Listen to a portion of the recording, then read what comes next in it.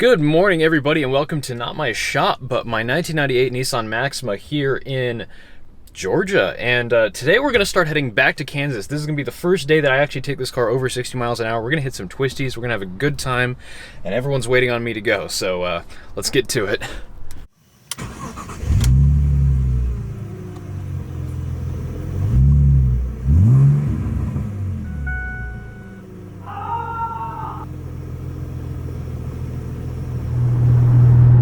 Well, if you can hear me over the engine, I gotta say I'm pretty pleased with this car so far. This just does highway stuff great.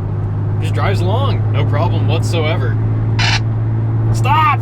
You know, it vibrates a little bit, steering wheel's a little cockeyed, but the AC works, which is, yeah, I'd be dying without that. Little bit sad, the cruise control doesn't seem to work, but, that's the side of the road right there. This is just such a cool car. This is definitely the glory days of Nissan. I always thought this was their last good car, and after driving it, it is a great car.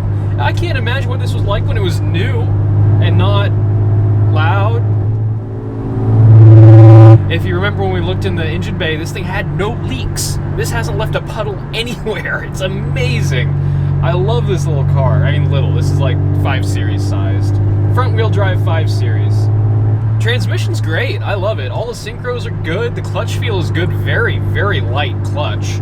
Love that. A little bit mushy, but that's probably just age. Gauge cluster sort of works. I've got a coolant gauge, RPM gauge, speedometer that sort of works some of the time, an odometer that works occasionally. Gas gauge appears to work, so that's good.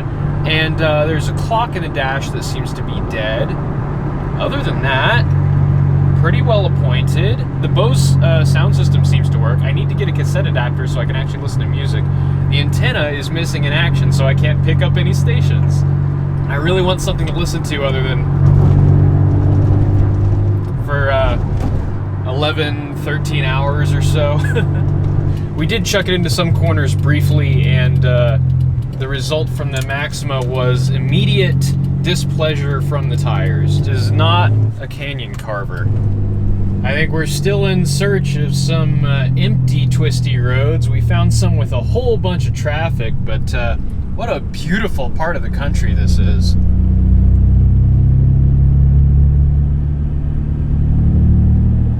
Blue C8 Corvette convertible up there, that's kind of cool.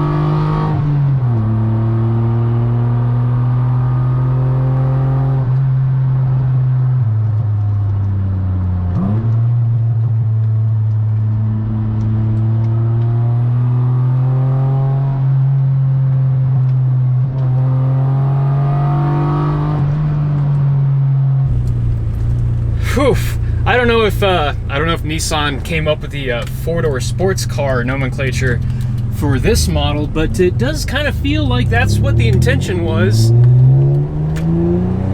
The power delivery on this is very much not, you know, it's not a muscle car.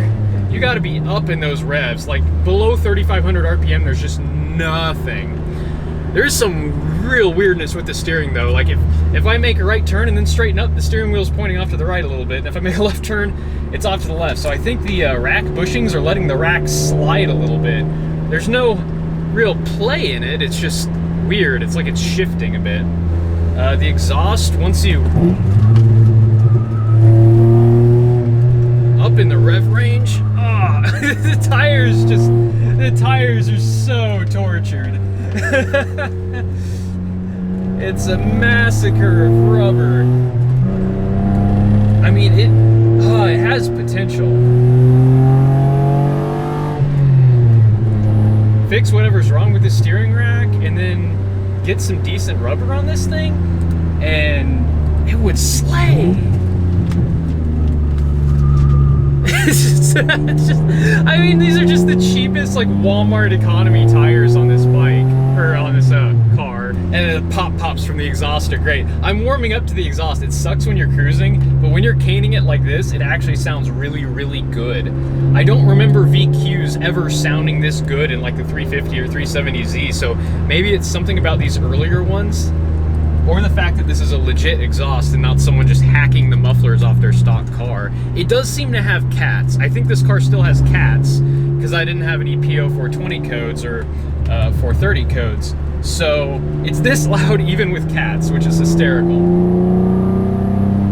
And then my service engine soon light is on again for the rear O2 sensor, the primary, so the engine probably isn't running at its peak. We'll give this thing a tune-up and some new motor mounts when we get back to Wichita, and I think this car is just going to come alive. At least I hope it does, because it's kind of underwhelming right now. This is not fast. It's barely even quick. This is just a car.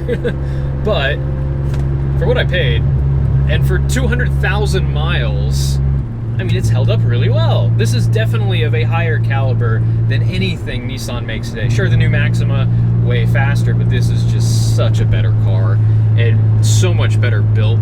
The interior has held up great over the years. Like, unironically, there's no rattles in here. Nothing's making any noise.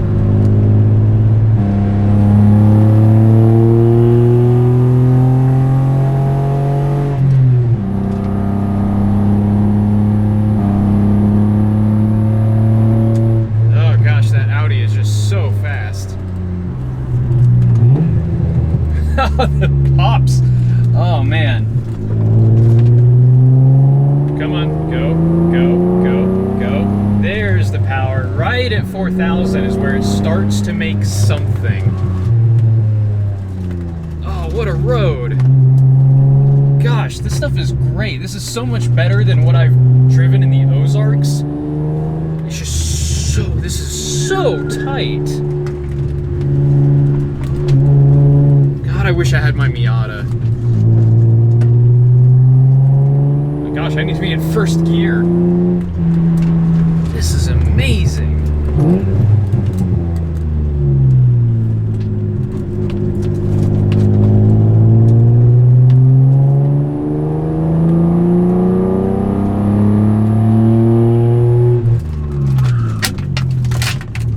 My water bottle! No!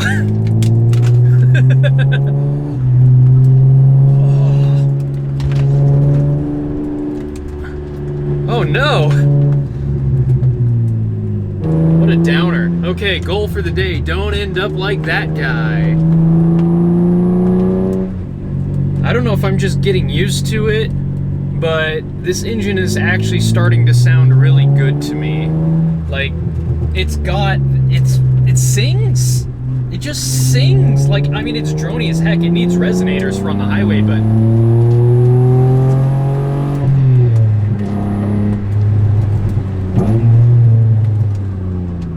I do love 6 cylinders, though. I mean, I am coming from a place of love for V6s and straight 6s especially.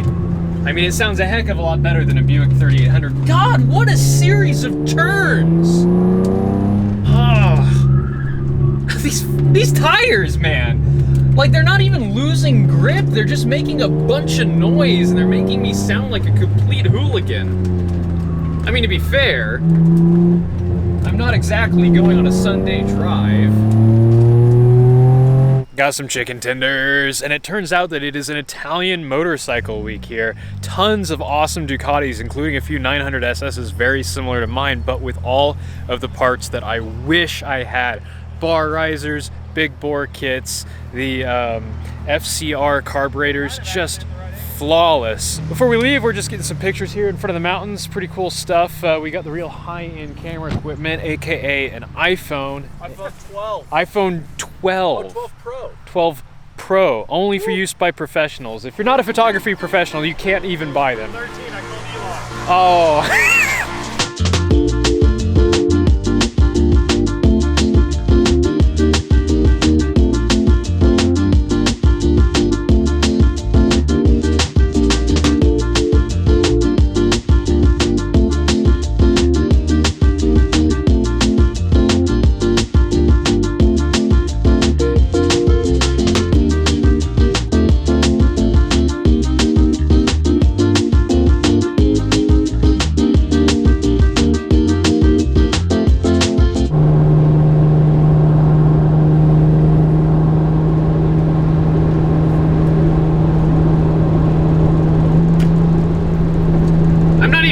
anything. These aren't plugged in.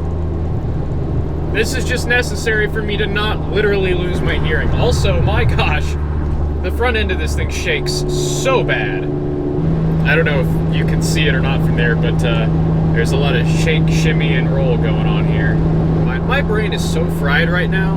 I'm just so nervous about this whole thing because, like, to John Ross, flying to another state and picking up a car of questionable reliability is no huge deal. For me, it could wipe out my whole bank account if I, you know, break down and have to hitch a ride or tow the car across several states or something like that. It could be literally life-impactingly disastrous.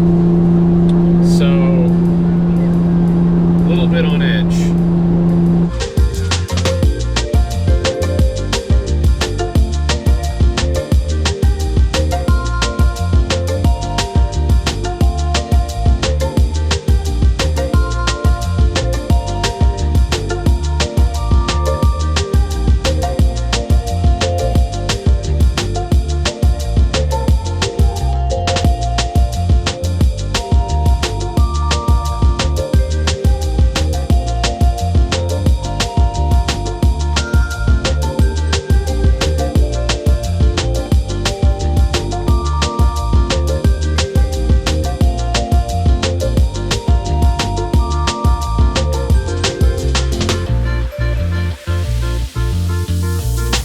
My odometer is intermittent, my tripometer and odometer are the same thing, and my fuel gauge is stuck at like mostly full, so I think the cassette adapter works.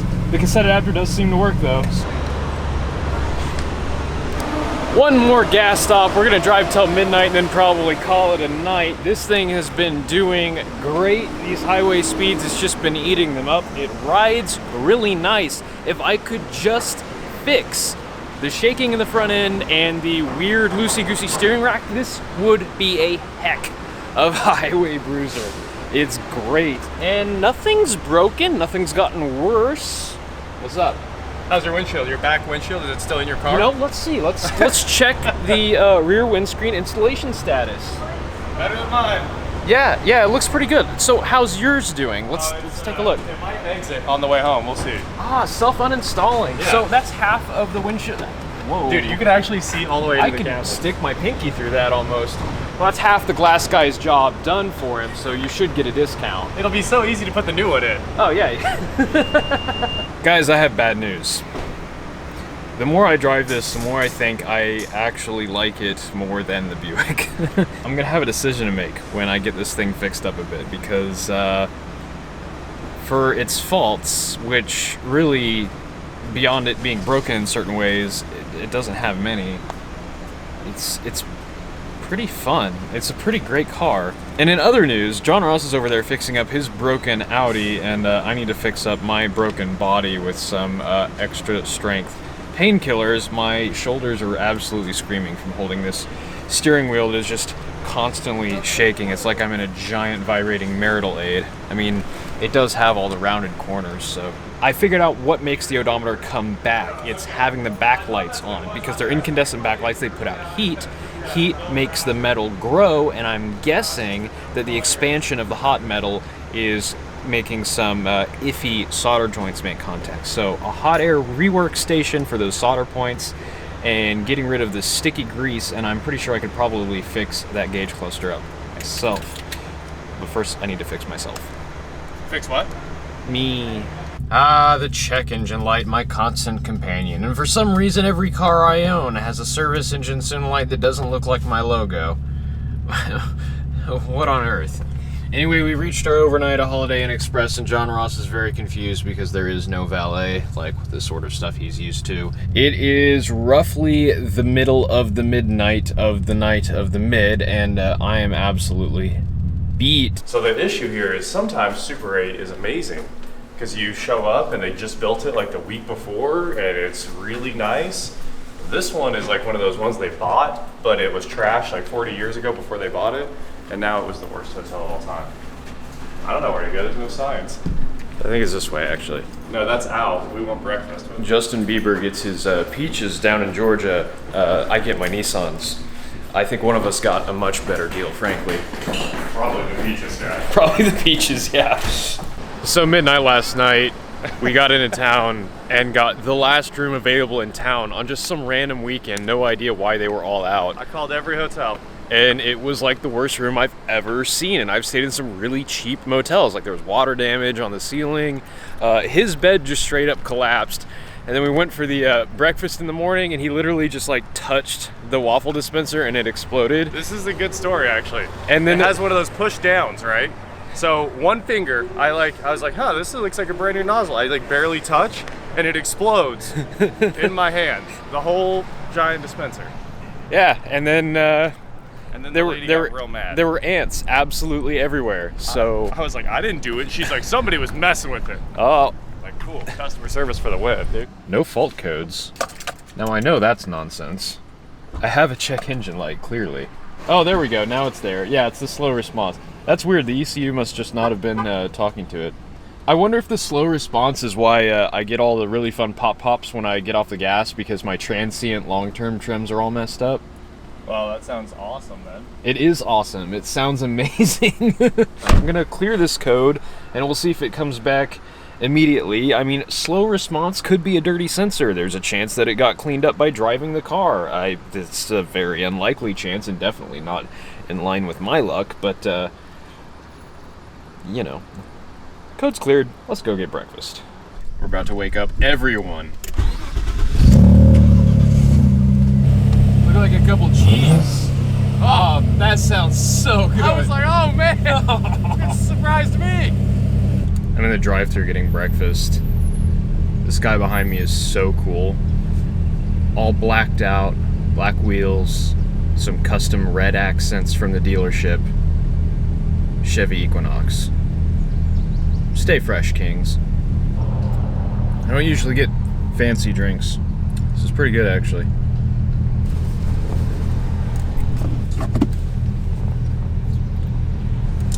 There's a fire extinguisher.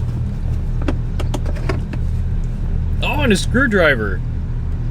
That's always a good sign.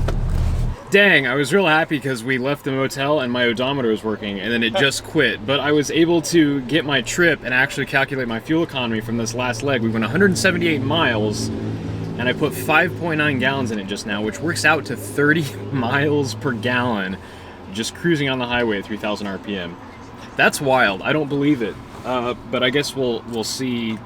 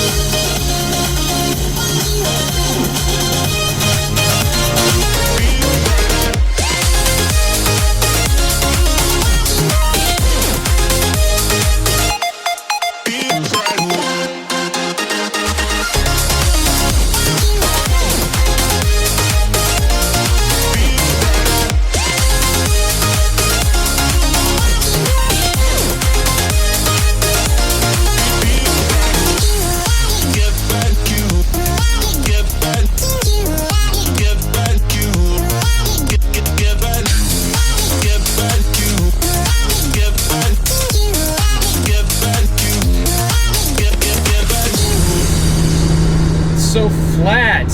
I miss the mountains. I'm gonna go back to Georgia. This is lame and boring. This road is perfectly straight for miles.